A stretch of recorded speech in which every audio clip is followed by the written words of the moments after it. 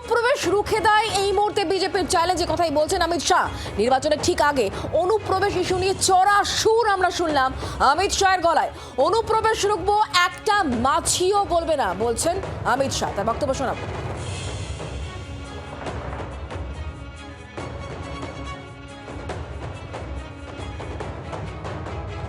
बंगाल की मुख्यमंत्री जवाब दे सकती है कि असम में घुसपैठ क्यों बंद हो गई, त्रिपुरा में घुसपैठ क्यों बंद हो गई, गुजरात और राजस्थान की बॉर्डर पर घुसपैठ क्यों नहीं होती है, पंजाब की बॉर्डर पर घुसपैठ क्यों नहीं होती है, कश्मीर की बॉर्डर पर घुसपैठ क्यों नहीं होती है, सिर्फ बंगाल में क्यों होती है? क्योंकि आपकी निगहबानी में घुसपैठ कराई जाती है और बंगाल को धीरे धीरे डेमोग्राफी चेंज कर कर आप आपकी वोट बैंक को पुख्ता करनी चाहती है।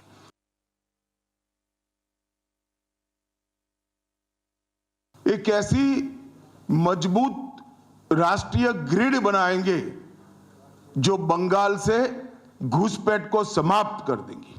इंसान छोड़ दीजिए, परिंदा भी पैर नहीं मार पाए, इस प्रकार की एक मजबूत ग्रिड की रचना हम करेंगे और न केवल घुसपैठ रोकेंगे, सारे घुसपैठियों को चुन चुन कर भारत के बाहर निकालने का काम भी भारतीय जनता पार्टी की बंगाल सरकार करेगी।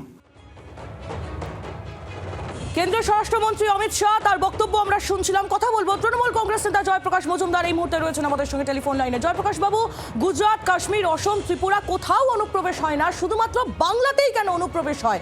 মুখ্যমন্ত্রী মমতা বন্দ্যোপাধ্যায়ের উদ্দেশ্যে সরাসরি এই প্রশ্ন ছুড়েছেন কেন্দ্রীয় স্বরাষ্ট্রমন্ত্রী। শুধু তাই নয়, তিনি এও বলছেন যে বাংলায় যদি বিজেপি ক্ষমতায় আসে একটা মাছিও গলতে দেওয়া হবে না। কি বলবেন? তার মানে বাংলার আজকে বাংলাদেশের সঙ্গে বাংলার যে বর্ডার, তার দায়িত্ব কি অমিত শাহের নেই? সেইটাই বললেন যে দায়িত্ব আমার নয়, এটা রাজ্য সরকারের।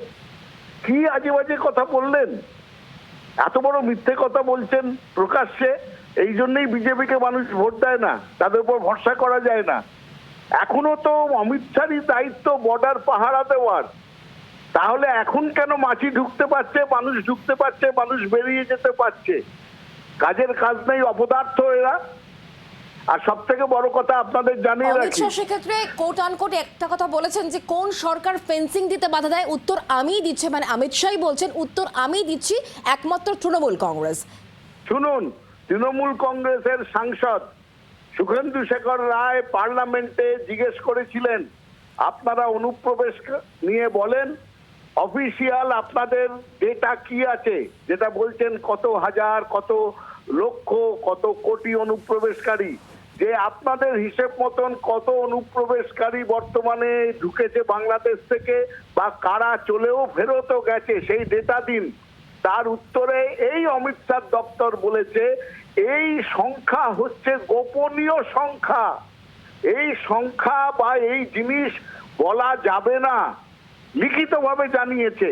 আর আজকে ওপেন একটা সাংবাদিক সম্মেলনে এসে ঝুড়ি ঝুড়ি মিথ্যে কথা বলে যাচ্ছে।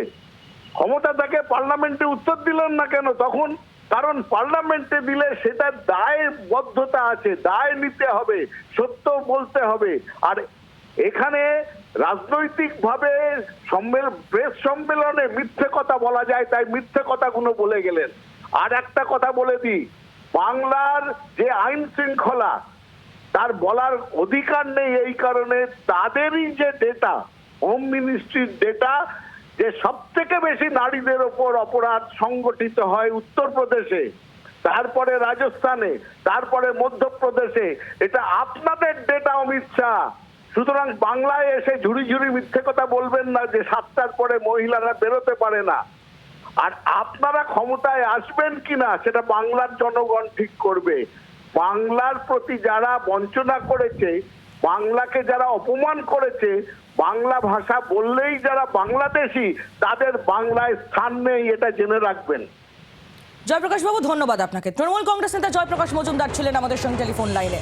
আমরা এই মুহূর্তে কথা বলবো সুমন ভট্টাচার্য, রাজনৈতিক বিশ্লেষক এই মুহূর্তে আমাদের সঙ্গে রয়েছেন টেলিফোনে। সুমনদা, আপনি শুনলেন তৃণমূল কংগ্রেস নেতা কি বলেন। যদিও আজকে অনুপ্রবেশের বিষয়ে কিন্তু অত্যন্ত চড়াসুরি আমরা শুনেছি অমিত শাহের মুখ থেকে, এবং তিনি বলছেন যে বিজেপি ক্ষমতায় এলে একটা মাছিও গলতে দেওয়া যাবে না। যদিও তৃণমূল কংগ্রেস বলছে ভুড়ি ভুড়ি মিথ্যের ঝুলি নিয়ে তিনি বসেছিলেন। কি বলবেন আপনি? দেখুন, আমি তো একজন সাধারণ নাগরিক হিসেবে আমার দেশের স্বরাষ্ট্রমন্ত্রীকে বিশ্বাস করারই চেষ্টা করব। তাহলে প্রশ্ন জাগবে যে জম্মু ও কাশ্মীরের সমস্ত প্রশাসনিক পুলিশি ক্ষমতা অমিত শাহর হাতে, সেখানে পেহেলগাঁওতে কোথা থেকে জঙ্গিরা ঢুকেছিল? সেই অনুপ্রবেশকারী জঙ্গিদের বিষয়ে অমিত শাহ কোনো ব্যবস্থা নেননি কেন? দেখুন, দেশের সব বিরোধী দলের নেতারা, তাদের সাংসদরা বারবার প্রশ্ন করেছেন যে পেহেলগাঁওতে কি হলো, দিল্লি ব্লাস্টের জন্য কি করে দিল্লির উপকণ্ঠ অব্দি জঙ্গিরা পৌঁছে গেল। দুঃখের বিষয়ে অমিত শাহ সেই কথাগুলো বলেন না। অমিত শাহ যদি সত্যি সত্যি সেই বিষয়গুলো নিয়ে সিরিয়াস হতেন, তাহলে হয়তো অমিত শাহর দলকে পশ্চিমবঙ্গে ক্ষমতায় আসার জন্য এত কষ্ট করতে হতো না। যদি আমরা দেখতাম যে পেহেলগাঁওয়ের দিয়ে কোনো জঙ্গি ঢুকতে পারেনি বা দিল্লিতে ব্লাস্ট হয়নি।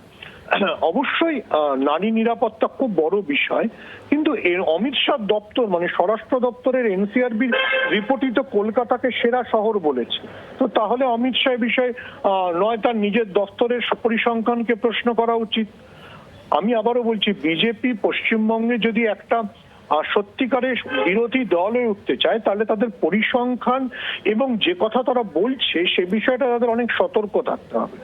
অমিত শাহ যেটা বলছেন, অমিত শাহ তো নিজের দপ্তরের কার্যকলাপ নিয়ে প্রশ্ন তুলে দিচ্ছেন, এনসিআরবি ডেটা নিয়ে প্রশ্ন তুলে দিচ্ছেন। বাংলার আওয়াজ, বাঙালির আবেগ, জি 24 ঘন্টা।